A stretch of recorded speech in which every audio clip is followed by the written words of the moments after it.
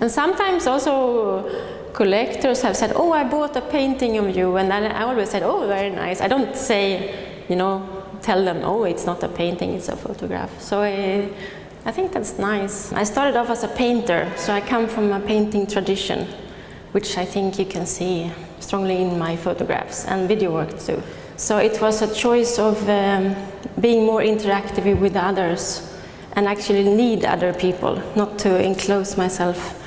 It felt very lonely to be a painter, and I didn't want that the rest of my life, just inside a white studio. These photos are in the between painting and photographs. They are in the process. I'm pouring ink and water onto these people, so it's like an action painting. So it's very much about the performance and how the people move, and it feels like a macrocosmos. It's difficult to say where you are and how to relate, and that's the interesting thing about these pieces, I think. You don't know where you are, and if it's small or big, if you're inside something, inside the body almost, or outside in space, and that's even for me. I don't know everything, I have to learn more from them. It's a series of photographs when I had men in trees. It started when I saw a picture of lions laying in trees, and they looked so. It looked like people when they are in a lounge or something, relaxing, and then I thought it would be nice. It's about our relationship to nature. When we live in a city, most people are city people now. Not many people live in the nature. You have these ideas about nature, but it's quite abstract.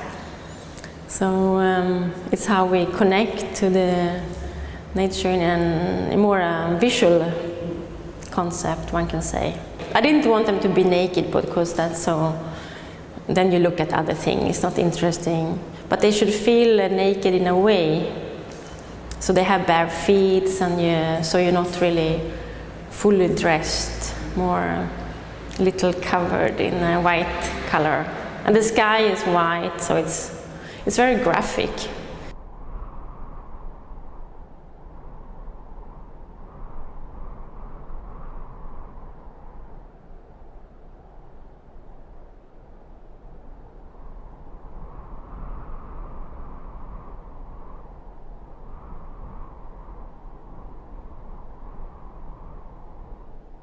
I worked a lot with cars, like male symbols, like the office man and the cars and these kind of power things. And here you see the cars from underneath. They drive on a big piece of glass. It's 3 by 6 meters. We were very much afraid of that the glass would break.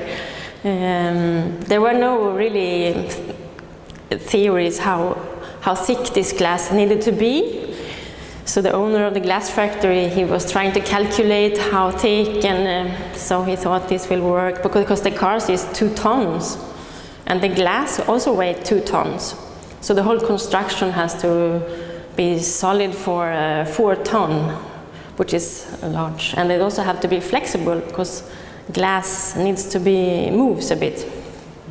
So the owner of the glass factory was the first driver, because I said, if you say this will not break, you can drive.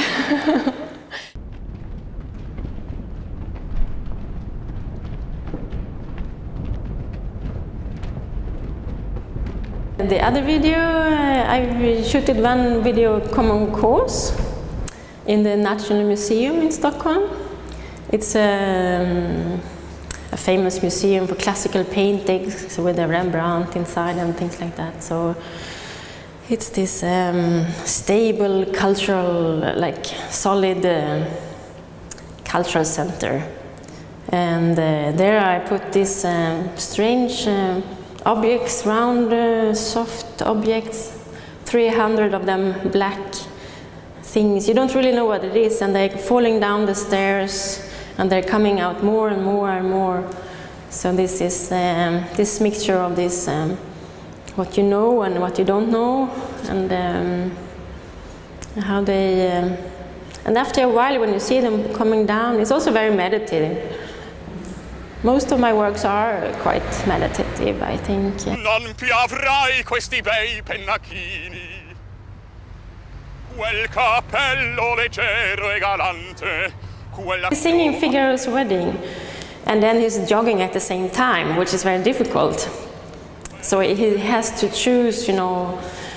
I told him just to stop when you feel it's impossible to perform and do this jogging, and you know, this he has to choose where it doesn't work anymore.